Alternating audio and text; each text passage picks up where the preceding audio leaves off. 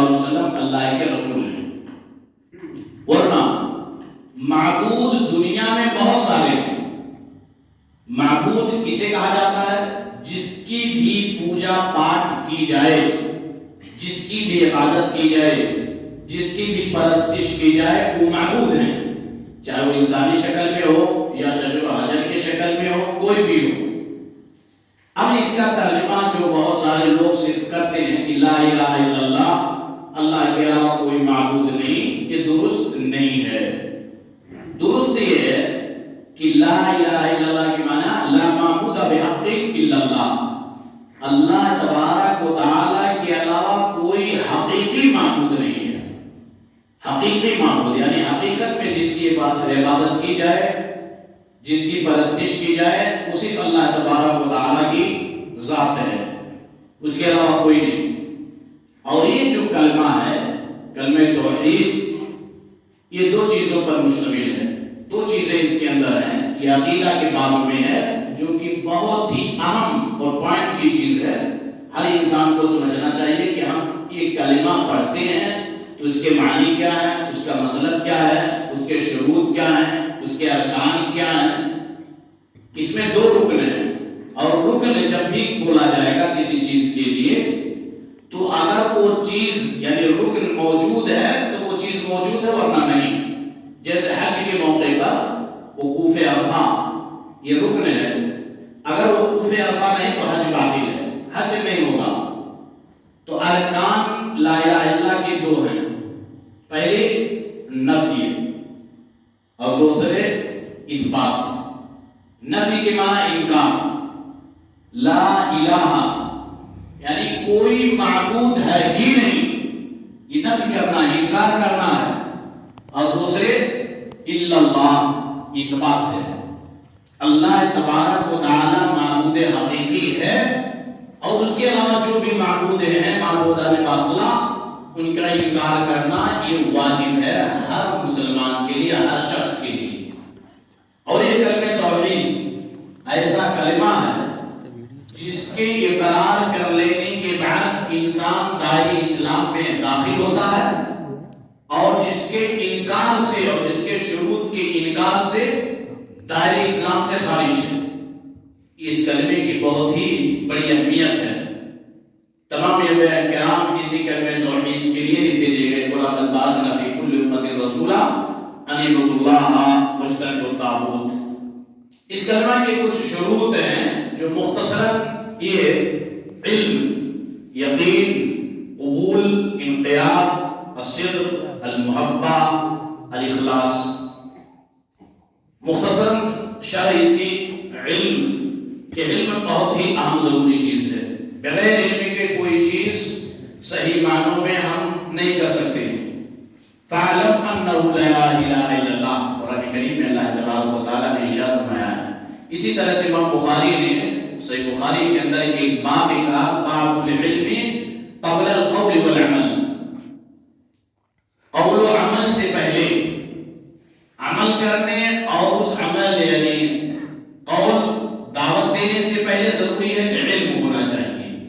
بغیر علم کو کوئی چیز نہیں. تو علم ضروری ہے. لا الہ الا اللہ کے معنی کیا ہے، اس کا مطلب کیا ہے، اس کے لیے علم ہونا.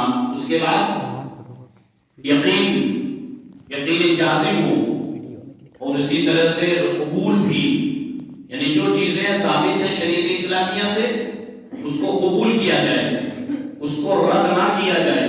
انقیاد ہے، تابعداری، صدق ہے، سچے دل سے اس میں کسی بھی طرح کی کوئی جھوٹائی، کذب بیانی نہ ہو. محبت جو کہ بغض کے عکس برعکس ہے، ضد ہے، الٹا ہے. اخلاص، اور اخلاص بھی بہت اہم ہے. کسی بھی عمل کے قبول ہونے کے لیے جو اہم شرطیں ہیں اس میں ایک شرط اخلاص بھی ہے. ریاکاری، دکھاوے سے ہمارے اعمال خالی ہونے چاہیے. تو یہ لا الہ الا اللہ کے تعلق سے اس کے ارکان اور اس کے مختصراً شروط ہوئے. اس کی فضیلت بہت ہی زیادہ ہے، جیسا کہ حدیث رسول صلی اللہ علیہ وسلم کے اندر موجود ہے. اللہ کے رسول صلی اللہ علیہ وسلم نے فرمایا، ما من عبد قال لا الہ الا اللہ ثم مات على ذلك الا دخل الجنہ. جو بھی شخص کلمہ توحید یعنی لا الہ الا اللہ کو پڑھ لے اور اس پر اس کا انتقال ہو جائے تو جنت میں داخل ہوگا.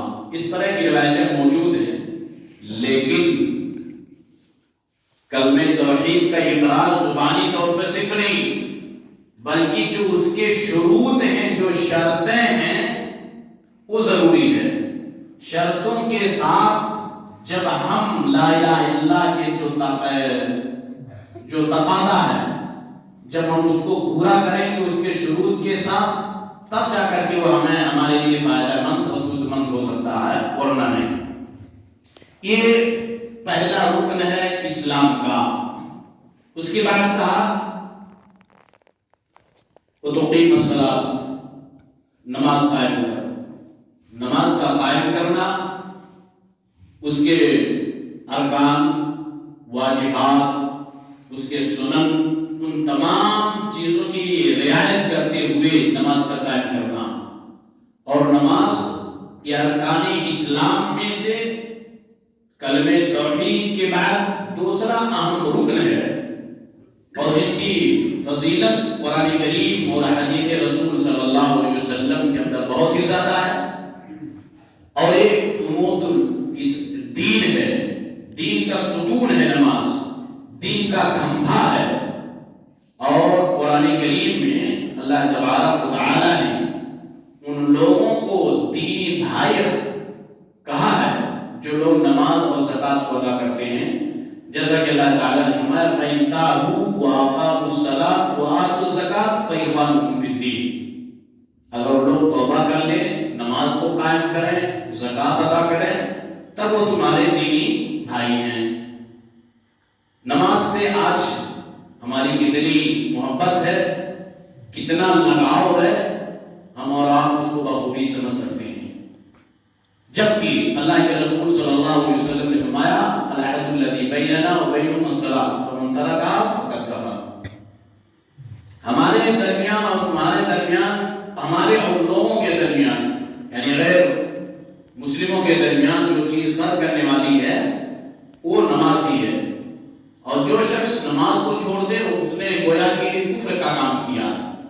نماز کی بہت ہی بڑی اہمیت ہے، اور ایسے لوگوں کو صحابہ کرام کے زمانے میں منافقوں میں سے شمار کیا جاتا تھا جو لوگ نمازوں میں سستی کرتے تھے. اور آج ہم ہیں کہ بغیر نماز پڑھے ہوئے اپنے آپ کو سچا پکا مومن شمار کرتے ہیں. یہ ہماری بے عقلی کی دلیل ہے.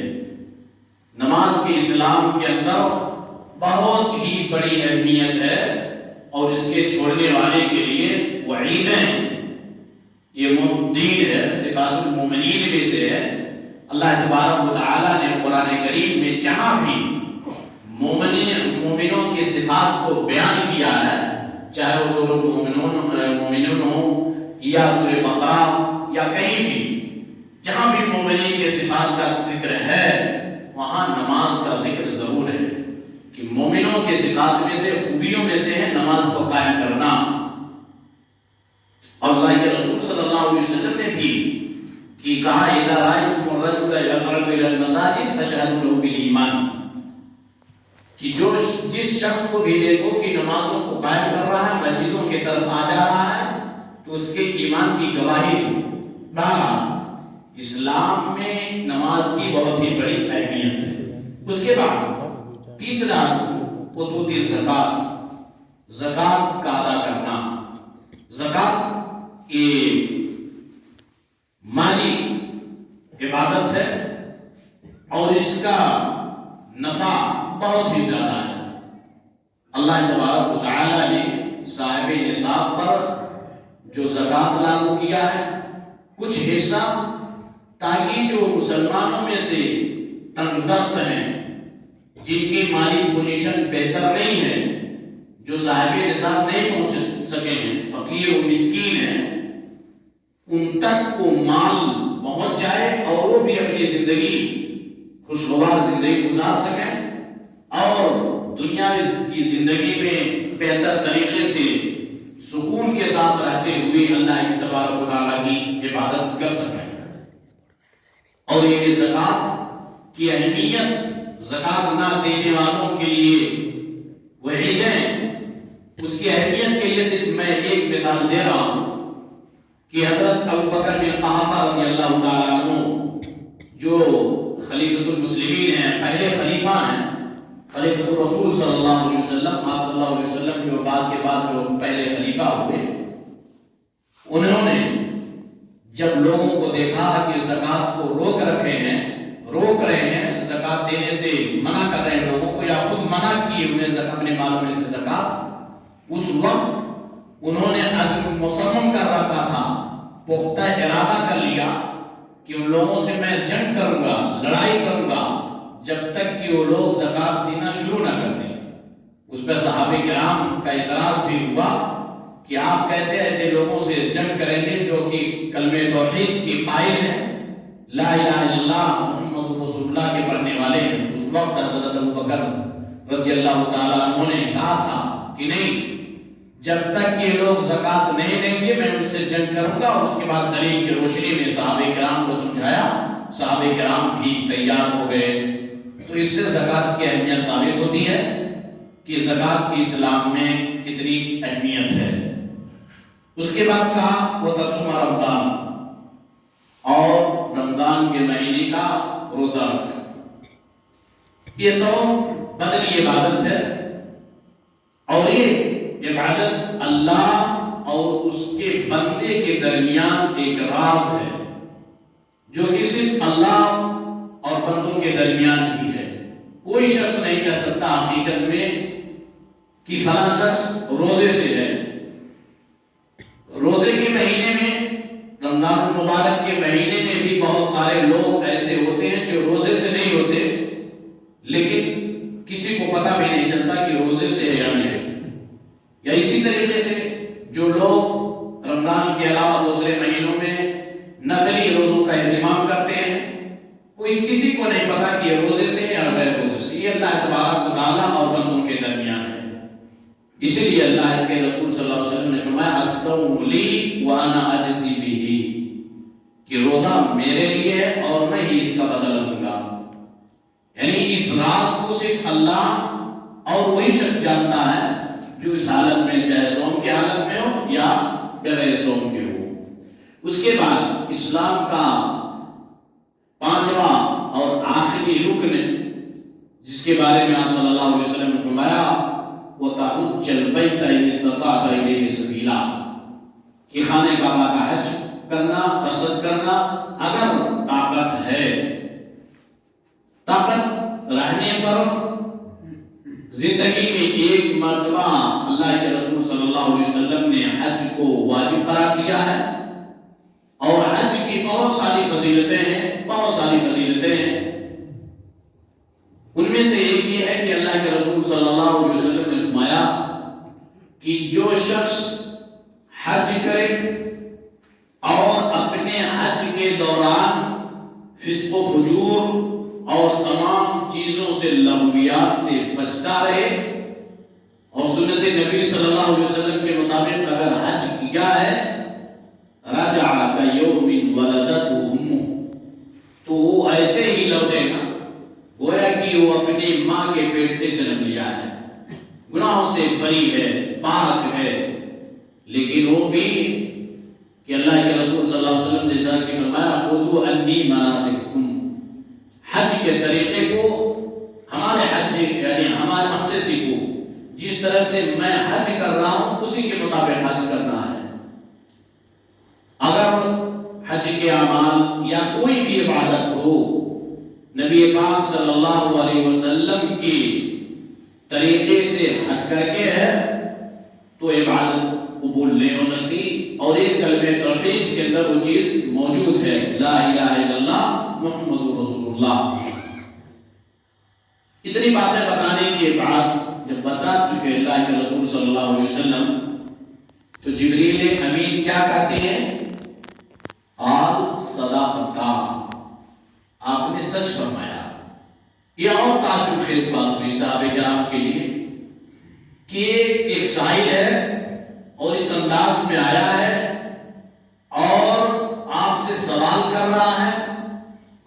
جواب پا جانے کے بعد پھر کہہ رہا ہے کہ آپ نے سچ بتایا، آپ کے بات کی یعنی جواب کی تائید اور توثیق کر رہا وہ شخص۔ اس سے صحابہ کرام کے یعنی تعجب میں اور اضافہ ہو گیا کہ آخر یہ کون ہے، کیوں اس طرح سے ہے۔ اس کے بعد پھر دوسرا سوال کر رہا ہے، یعنی جیسا کہ پھر عمر بن خطاب کہہ رہے ہیں فَعَجِبَنَا لَهُ يَسْأَلُهُ وَيُصَدِّقُهُ، ہم لوگوں کو اور تعجب میں کہ یہ سوال بھی کر رہا ہے اور جواب پانے کے بعد اس کی تصدیق بھی کر رہا ہے۔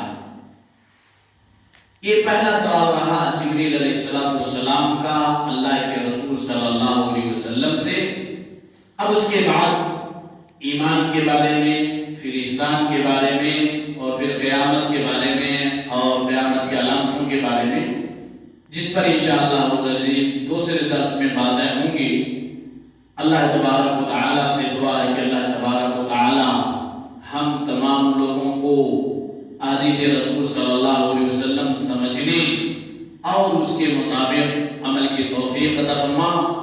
اور اس کے اندر ایک چیز ہے فوائد الحدیث جو ہوگا لاسٹ میں بتایا جائے گا انشاءاللہ تعالیٰ۔ اللہ تبارک و تعالیٰ ہم تمام لوگوں کے دلوں میں حدیث رسول صلی اللہ علیہ وسلم کی محبت پیدا کر دے اور ہم تمام لوگوں کو توفیق دے کہ ہماری جو بھی عبادتیں ہوں نبی پاک